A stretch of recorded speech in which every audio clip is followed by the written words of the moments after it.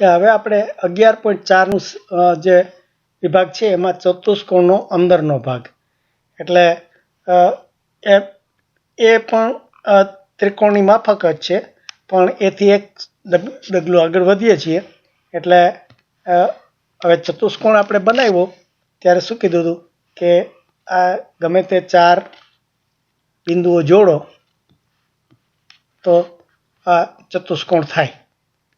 પણ આમાં જો હું એક વિકર્ણ જોડી દઉં, આ વિકર્ણ કરી નાખું તો જો 2 ત્રિકોણ થઈ ગયા આમાં. એટલે આપણે આ ABD એક ત્રિકોણ થયો અને બીજો આ BCD ત્રિકોણ થયો. તો હવે આ ત્રિકોણનું આપણે જે શીખાતા કે આ ત્રિકોણનો એનો ત્રિકોણી પ્રદેશ, આપણે આ પ્રદેશની વાત કરી હતી, આ ત્રિકોણી પ્રદેશ. આ ત્રિકોણી એટલે બંને ત્રિકોણનો ત્રિકોણી પ્રદેશ આપણે ભેગા કરીએ તો આ જે ઉપરનો ભાગ છે આ ત્રિકોણ સહિત, એટલે આ ત્રિકોણ અને એની અંદરના બધા બિંદુઓ હોય એ ત્રિકોણી પ્રદેશ હોય ABCનો. એવી રીતે આ BCD છે એના આપણે આ જે ત્રિકોણ થયો BCD એના બધા અંદરના બિંદુઓ અને આ જે એની લાઈનનું બધાનું લઈએ તો એનો ત્રિકોણી પ્રદેશ થયો.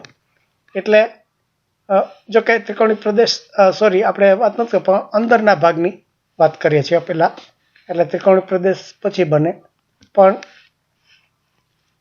આ ચતુષ્કોણ હોય અને આપણે એને વિકર્ણ દોરીએ, આ ABCD છે એને વિકર્ણ દોર્યો તો આપણે 2 ત્રિકોણ થયા. એટલે 2 ત્રિકોણ ABD અને ત્રિકોણ BCD. આપણે એનો અંદરનો ભાગ શીખાતા કે ABDનો અંદરનો ભાગ આજે લઈએ તો એ અંદરનો ભાગ થયો, અને આ BCDનો અંદરનો ભાગ લઈએ અને એ જો બંનેને ભેગા કરીએ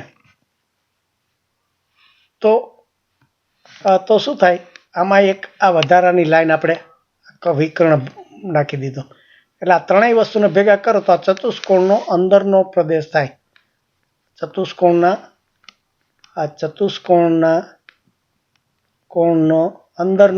અંદરનો ભાગ, એટલે અંદરનો ભાગ તમારે કરવો હોય તો આ ત્રિકોણ જે ABD ત્રિકોણ છે એનો અંદરનો ભાગ આ થયો, BCD ત્રિકોણ આ થયો, અને આ જે આ BD વિકર્ણ છે એ વધારાનો એમાં ઉમેરી દો.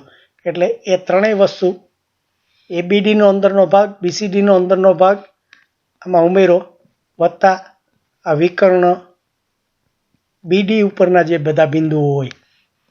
કારણ કે આ પેલા આપણે અંદરના ભાગની જ વાત કરીએ છીએ, એટલે ત્રિકોણની લાઈનો હજી આમાં લેતા નથી, એટલે એ ન આવે, એટલે એટલું વધારે ઉમેરવું પડે. એટલે એ બધું ઉમેરી દઈએ તો આ ચતુષ્કોણનો અંદરનો ભાગ થઈ જાય. એટલે ચતુષ્કોણ ABCDનો અંદરનો ભાગ જોતો હોય આપણે તો આ 3 વસ્તુ જોઈએ કે આ ABC ત્રિકોણનો અંદરનો ભાગ, BCD ત્રિકોણનો અંદરનો ભાગ અને વધારાનો એક વિકર્ણ.